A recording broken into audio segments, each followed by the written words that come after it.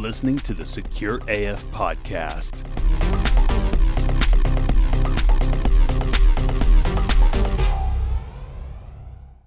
Hello, and welcome to another episode of the Secure AF podcast. I'm your host, Andrew, and today joining me is my co-host, Andrew Peters. Do you want me to try that again? Do you want your last name in there? No, I think it's fine. I think we're fine. You want to keep going? Andrew Peters. How's it going? All right. And today we're just kind of a off-the-cuff episode, just talking and having fun. We're going to be discussing some of the forensics or I've been hacked calls that we've received and handled throughout the years. Some of them we'll probably start out with just talking about some of the kind of off-the-wall ones. And then we'll talk about some of the ones that maybe seemed out there, but maybe had some validity to them. How are you doing today, man? I'm good. How are you? Cool. Doing pretty good. All right. I've been hacked, so to speak. So we field phone calls, right? Right. People call us. Yes. Looking for cybersecurity help. That's what we do. And, not only from businesses, but from individuals as well. Phone calls from individuals just kind of vary sometimes though, because a lot of the times we unfortunately, people will call us and they don't feel like they have any other option. It's the only recourse that they've got to call some professionals to help them counter hack, or they've been hacked and don't know what to do and no one believes them. So taking time to speak with individuals like that and help them figure out what might actually be going on is something we deal with pretty frequently. So let's jump into it.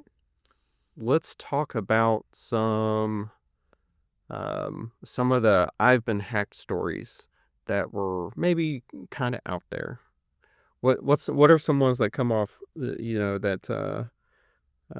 you remember? I've got kind of a list here that I'm going to reference that I remember. I know one we called pig face. Can we say pig face? I believe we can. Yeah. That's a pretty interesting story. We had a client who called us, and it was one of those calls where, whenever we get these types of calls, it's always kind of the same story. The very common things that we see is it's my ex-spouse or their new partner. They worked in the field of computers or IT, and everything's been hacked. My phones, my computers, my TVs. I've bought new everything, and they're still getting into my devices and hacking me. That's a really common call that we get. But in the case of this particular client, he had actually called us to follow up on the investigation after he had dropped off the devices with us. And the caller ID actually said pig face when he called us. So that was actually one of the first pieces of evidence that we found where we were like, maybe someone is messing with them. Something actually might be going on here. Yeah. So we performed our investigation, and what we found basically was it appeared that someone, most likely his ex-spouse, but we can't verify that 100%, set up a H&R Block account with his information and was basically trying to file fake tax returns under his name. And there actually was quite a bit of malware on the other computers because his child had been going on some kind of sketchy websites and had accidentally downloaded a bunch of malware. And my favorite aspect about that investigation, one of the chief complaints that the client had was that he came across his computer one day, and Chrome was on the About Blank webpage, and it had developer tools optioned, and it had a Android emulator pulled up on it for application development. And it had his particular model of phone selected as the emulator. And what we found out happened was he had actually put parental controls on his child's phone, and the child had figured out that there was an exploit that they could do through LinkedIn to bypass parental controls. So we found out that his kid went to about blank, pulled up this emulator through Google Developer Tools, and was trying to do some sort of exploit through LinkedIn to bypass the parental controls on his phone. So there was kind of a combination of a couple of different things, all separately, that kind of happened at the same time. Right, but out of context, right? All of that seems like, come on, Yeah. you know? And that's a commonality that we're going to see with a lot of these that we discuss, is that a lot of times, whenever people call us with absolutely ridiculous stories about how they've been hacked and all of their devices have been compromised, well, we actually see, sometimes there's a little bit of truth to that. Yeah. And people, we have pattern-seeking brains. We tend to assign patterns to everything that we see when it comes to devices. I think that's normal. Yeah. They begin to notice more and more, oddities with their devices until they become convinced that all of their devices are hacked. But usually there is some truth to a lot of the calls that we get. Yeah, I'll kind of go into another story that kind of sticks in my head as someone that we helped out, which it wasn't like we did official work for the guy, but he called and he was super concerned because he, his cell phone was hacked and he got a new cell phone and immediately that one was hacked. And then so he got a different cell phone with a new SIM and then immediately that one was hacked. And, trying to, talk the guy down because he's talking about like, I'm in the middle of trying to get jobs and, I can't figure out what's going on. Really felt like someone was messing with him. And, after a short conversation with him, more than likely his Google account was just hacked. And so what was happening was he didn't know that his Google account had been compromised and he'd buy a new phone. He'd log into that phone with that same Google account. And of course, someone else already has access to because they already have a Google account. And so trying to, talk people down like, hey, there might actually be something going on. I know you feel like you're being targeted specifically, but there might actually be something going on that's, important for you to handle, but maybe a little more benign than like a nation state coming after and it feels like we hear a lot of that. We're like kind of talking about more of the outlandish, phone calls where, someone will reach out and they'll be like, they'll describe like nation state activity, like that's very common. Yeah. And, speaking of, being targeted, if it's not going to derail you, I want to talk about that for a little bit. Yeah. Because a lot of people, one of the main things that we always need to ask whenever we're dealing with some type of intrusion is, what is the motive? Yeah. And in 99% of the cases that we work with, the motive is money, right? Whenever we're working on a ransomware investigation, even when somebody has been like scammed, they end up getting convinced to go buy a bunch of gift cards and give them to the scammer, or buy, fake tech support people that put, some type of ransomware on your computer, that even target private individuals instead of just businesses. We always have to ask, what is the motive? And 99% of the time, the motive is going to be money. So one of the things that is challenging whenever we get these calls is determining what's the motive. A lot of times, there's not an identifiable one. And people are convinced that they must have wronged someone in some capacity, that it's an ex-spouse, that it's a business partner, that they ended up having a, disagreement with that, ruined their relationship. So it's very challenging whenever somebody comes to us and the answer is not, it's money. They want money. Right. You were a target of opportunity and they just want money from you. That complicates things significantly. And a lot of times, even when there is good motive, like even when someone does have a particularly vitriolic ex-spouse that really hates them and wants to cause them suffering, distress. The next question is capability. Right. Okay, even if you think you're being targeted by your ex-spouse and they hate you enough to actually spend their time to do that, do they have the technological capability to do that? And the answer is usually no. I love because that's something that we ask, Yep. like when we fill these phone calls, like these exact things, exactly what you explained, like what would be someone's motive, the capability. I love getting to the capability question for people And then it starts going down the rabbit hole and things. Well, their uncle was in the CIA in the 70s, or worked on some secret project in the 80s, or one of my favorite ones was well, I think it's my neighbor and he's a hacker, like, it's like, but what's the motivation, right? Like, it all works together. So let's kind of bounce into that. Let's kind of talk about red flags when we're talking to people about, these things that they're going through, especially for individuals that just don't understand the technology or the field at all. And they kind of key in on certain. It's like when someone starts using these buzzwords that we hear a lot, like everything's been hacked, or they're tracking me, or Some of the really common ones are they buy new devices constantly. They've bought 5, 6, 7 cell phones, multiple routers, different computers, because everything's been they think it's been compromised, and so they just keep buying new devices.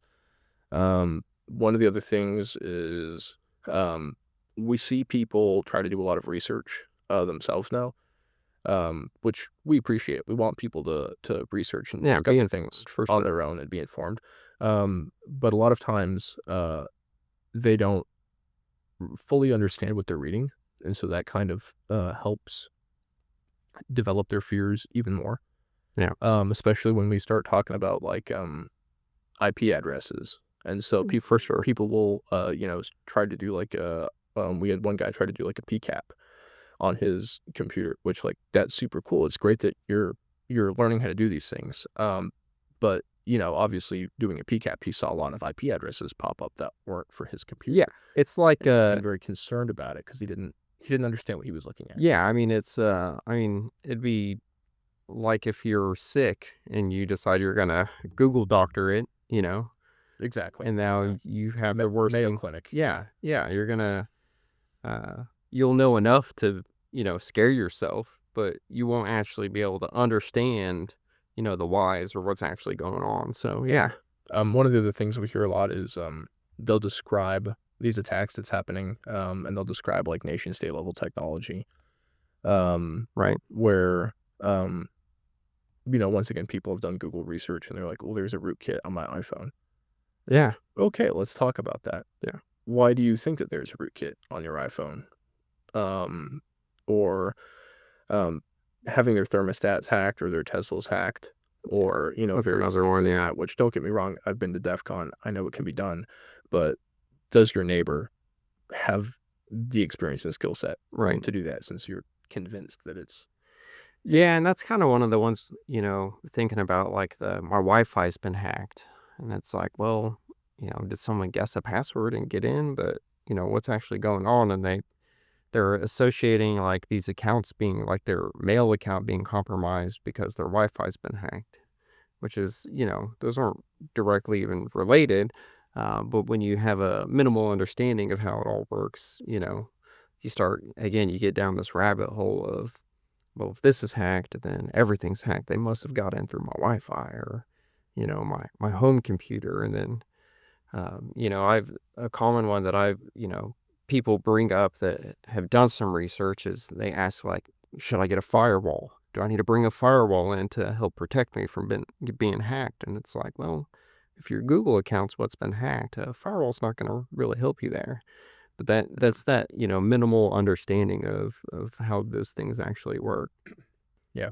And one of the things that we also see, like I said, most of the time when people call us and they have these kinds of calls, there's at least some truth to it, to some degree.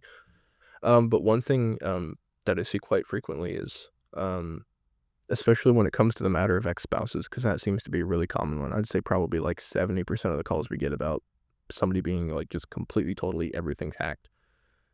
They highly suspect it to be an ex-spouse.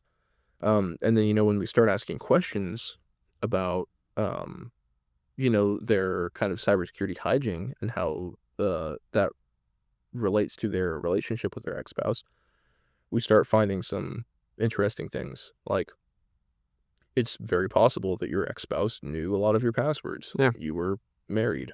You lived together.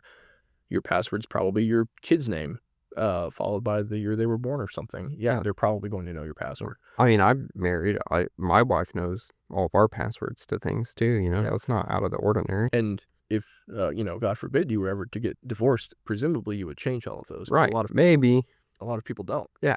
And so, when we start asking these questions, we find out, okay, well, it's not unreasonable to think that your ex-spouse knows your passwords. Did you change them? Do you use the same password for everything? And we have had cases where the ex-wife knew the password and was logging into his Google account and deleting emails and, contacts and photos from his Google Cloud and a bunch of other stuff and, just kind of messing with this guy. Right. So it is possible. But once again, in terms of skill level, what he was describing with his Google account, that's very easy to kind of put together. When we're talking about other types of attacks, like, my thermostat's been hacked. Yeah. They're watching me through my thermostat, or They're sending me messages through my smart refrigerator. That's one that I handled. Yeah. That's kind of where we have to take a step back and say, okay, you think that this is your neighbor or your ex-spouse doing this? What do they do for work? Do they actually have the capability to do this? Sometimes the answer has been yes. Yeah. But most of the time the answer has been no. And then that doesn't mean that something's not happening, but we need to take a step back and look at the situation again and figure out, okay, what's the most likely avenue for an attack here? Because just like with every IR that we work on for ransomware, we always have our offensive security guy For sure. Yeah. come in and say, what's the easiest path? Yeah. And he'll say, oh, well, if I was an attacker, I would do this. And he's got a track record. 99% of the time he's been correct. Yeah. So nobody's going to be dropping 0 days to harass just a normal, average, everyday person. Yeah, more than likely not.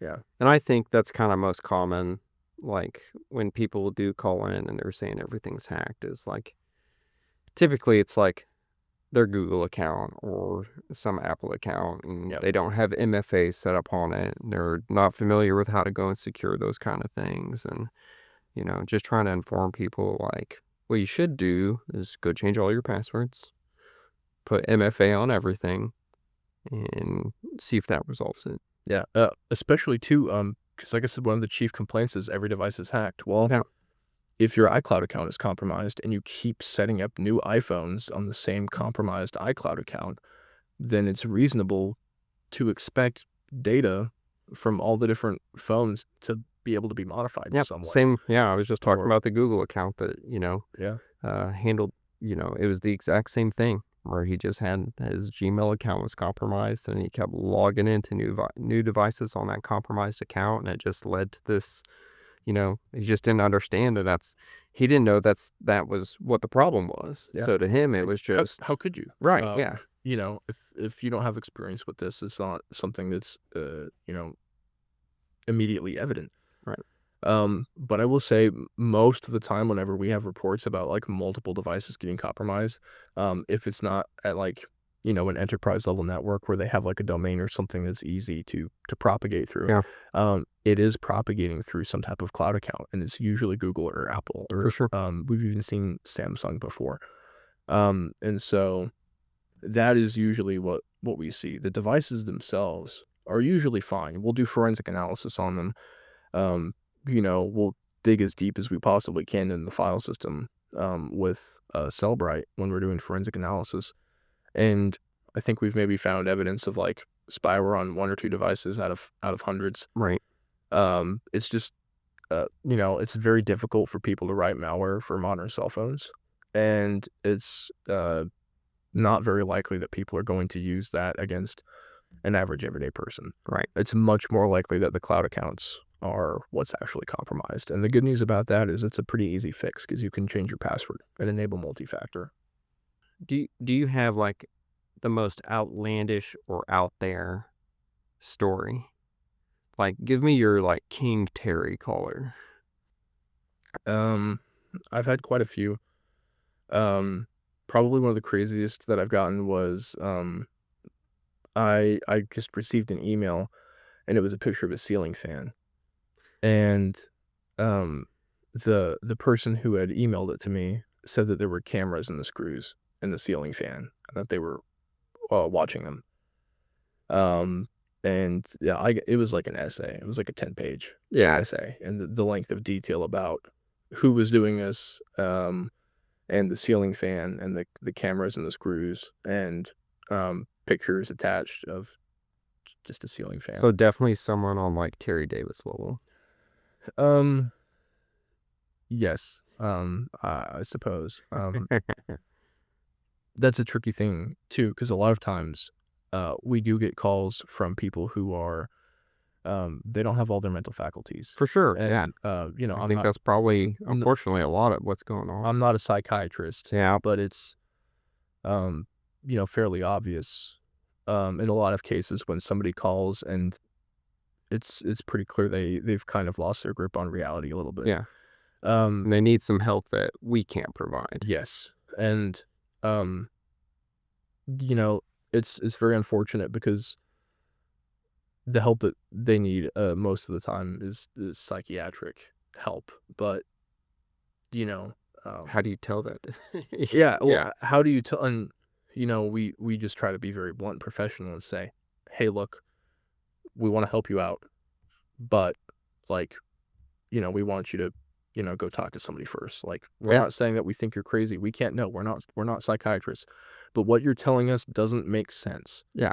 And, like, there's no way that we can interpret this that makes sense. Yeah. Technology wise, it's just, it's not possible. Yeah. Well, at least to any capacity that anybody knows about. So yeah, I think unfortunately there is a lot of mental illness, but the other thing to consider as well is just because somebody is mentally ill doesn't necessarily mean that they're wrong. Isn't anything going on, right? Yeah. Because especially if you have someone that already has some mental illness, and then you introduce something like their Google account getting compromised. Yeah, it might cause a spiral. Yeah. Yeah, it frequently does. Yeah. But yeah, so that's a very tricky thing, or especially too, when we're getting calls. I've gotten several calls where people have said, I can't go to the police. The people that are following me said that they would hurt me if I went to the police. Right. Unfortunately, it's you got to go to the police. I mean, if you genuinely think that somebody's threatening your life, you know, there's not really any alternative than going to law enforcement. I mean, I certainly can't help you. Yeah. I mean, yeah, there's nothing we could do. Yeah. So I think that's a big part of it too, is recognizing, hey, this person does need help, but do they need technical help or do they need psychiatric help? And sometimes it's both. Yeah. Sometimes it is both. And we've seen that before. We've dealt with that before, where it's like, great example, the client that we refer to as Pigface, because that's what his caller ID said. I mean, by the end of that, he needed some psychiatric help. Yeah. Because so many things had happened to him. I mean, it was affecting his job. It was affecting his personal life. It was affecting his personal relationships.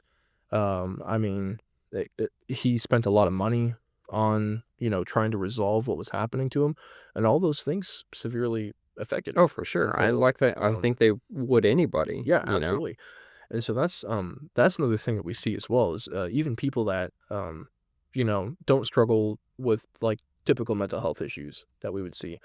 You know, it's kind of like getting your home invaded whenever you have one of these accounts compromised. iCloud, Google.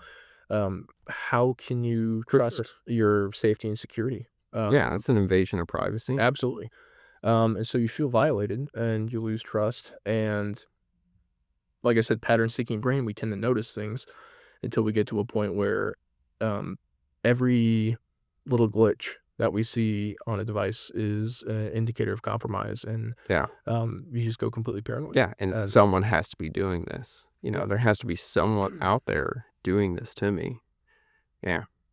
I think one of the big things that I always tell people, especially when they call, because a lot of the types of cases that we work on for individuals, you know, sometimes people want forensic analysis to figure out what's going on, and we can do that.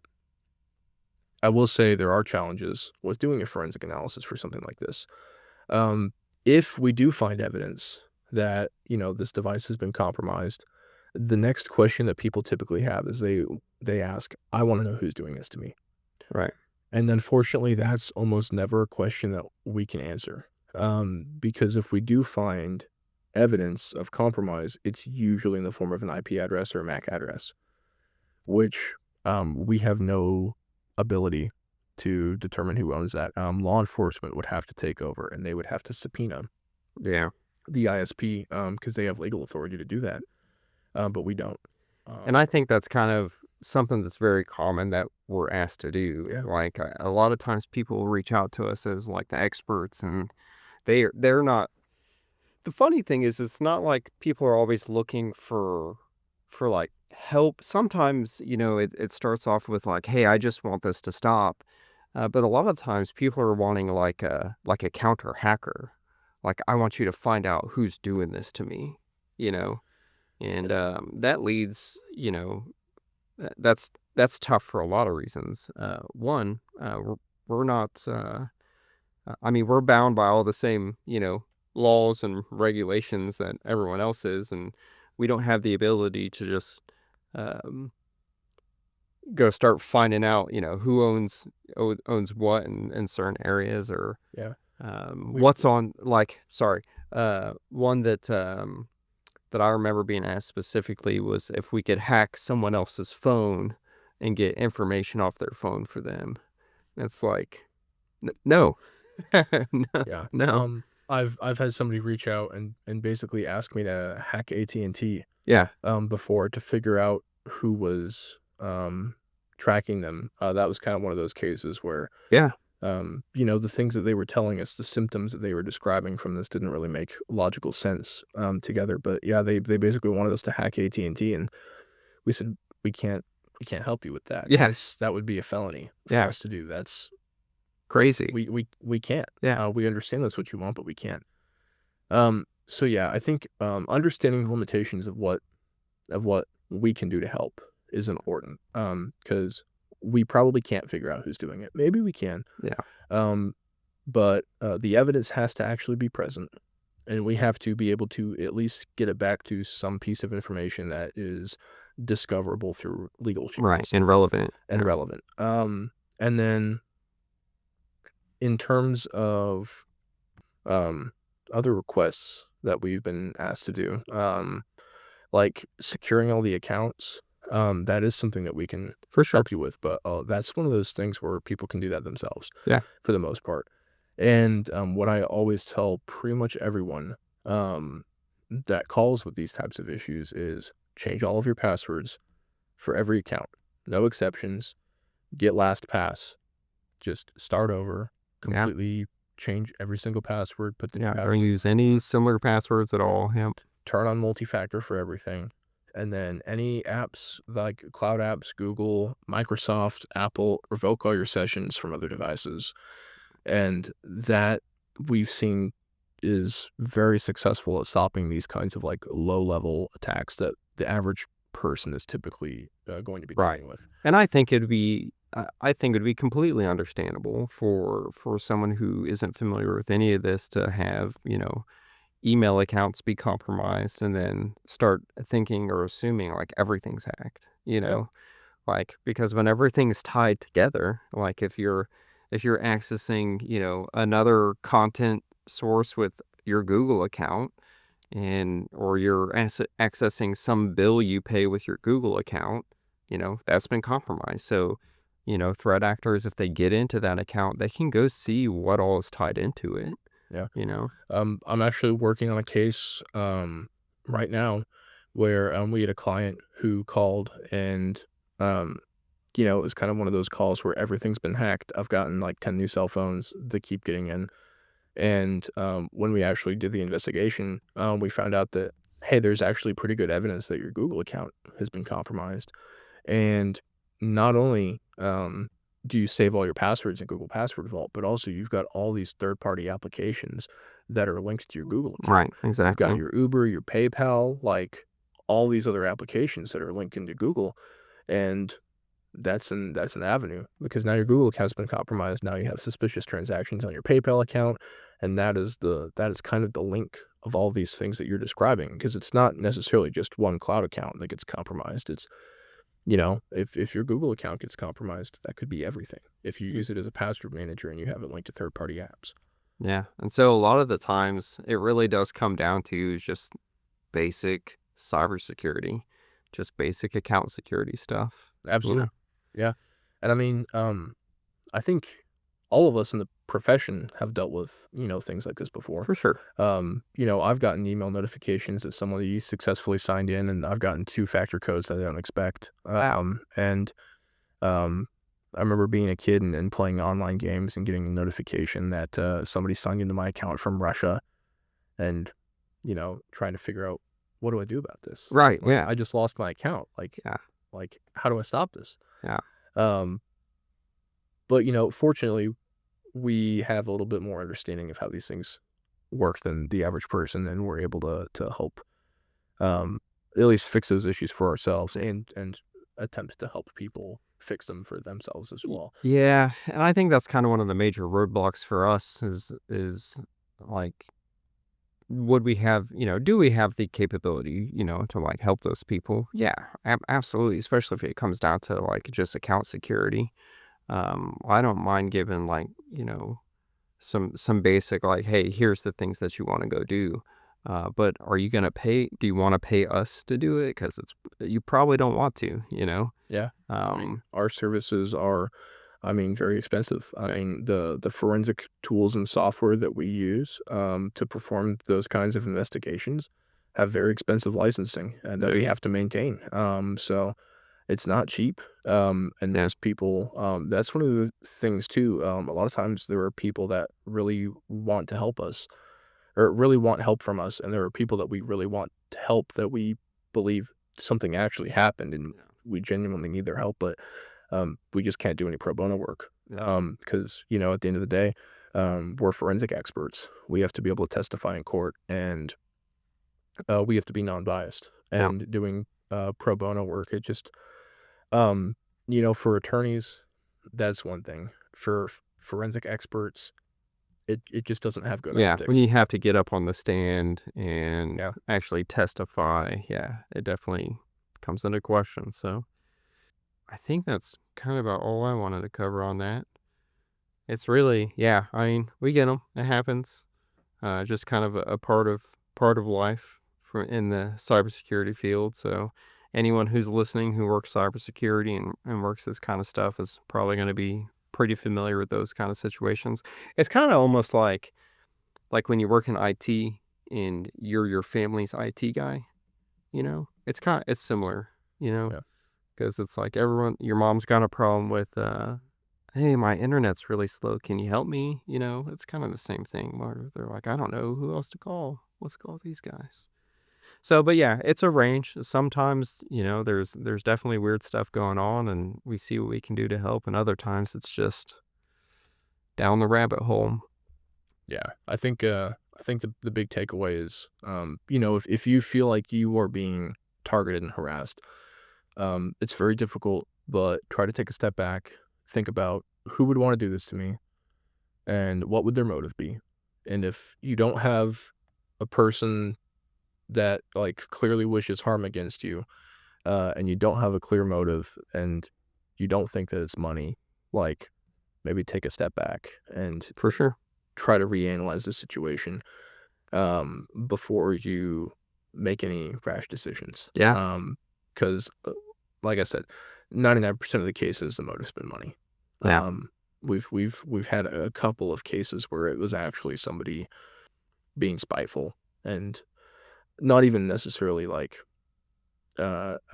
just like messing with people. Yeah. Like they're just it happens. Yeah. Just saying, hey, wouldn't it be funny if I went deleted my ex-husband's contacts? And but that's very rare. Yeah. And if you do think that somebody is doing that to you, really the best course of action is to contact the authorities. They're very bad at responding. And that's one of the other reasons why people always call us and ask for help, is because the authorities are so bad at getting back to people about these kinds of cases.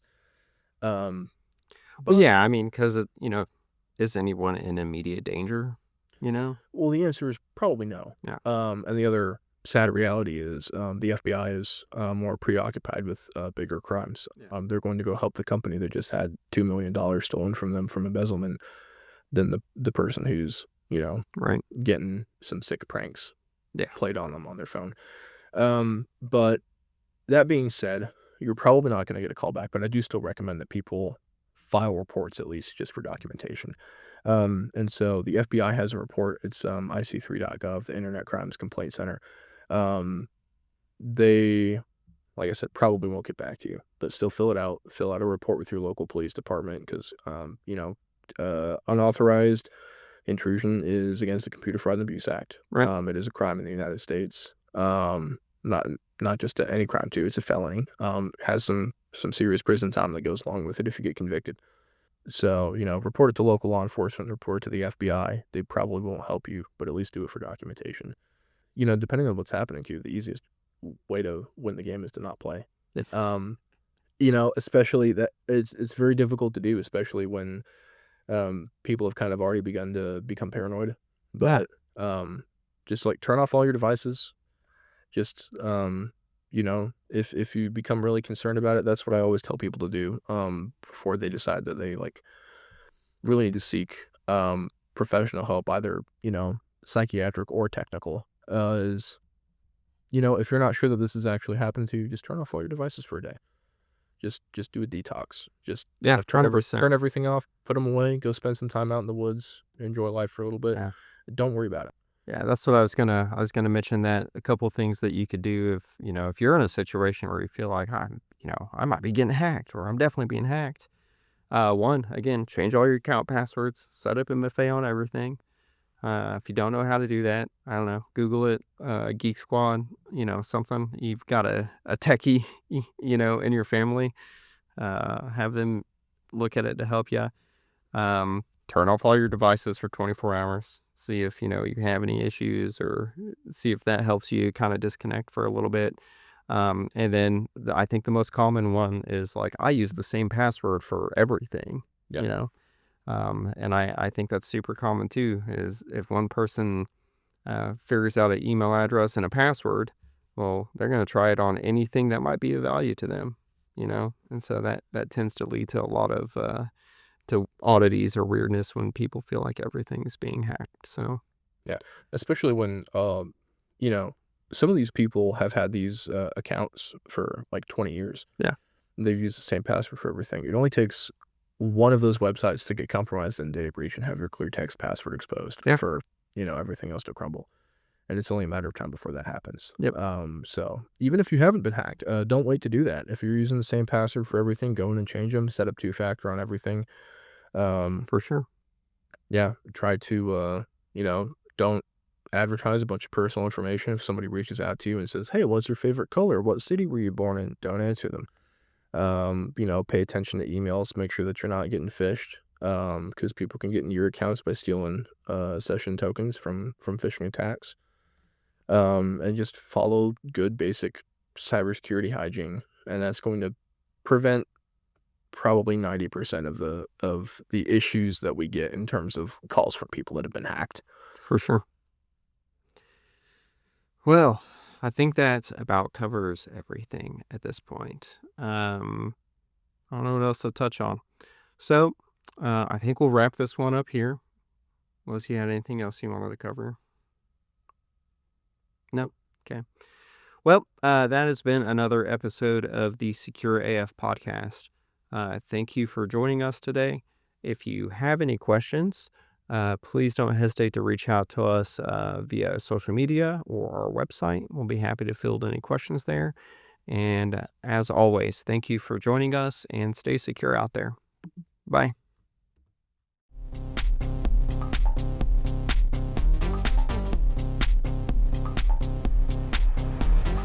The Secure AF Podcast is a production of Alias Cybersecurity. Visit us online at aliascybersecurity.com. All rights reserved.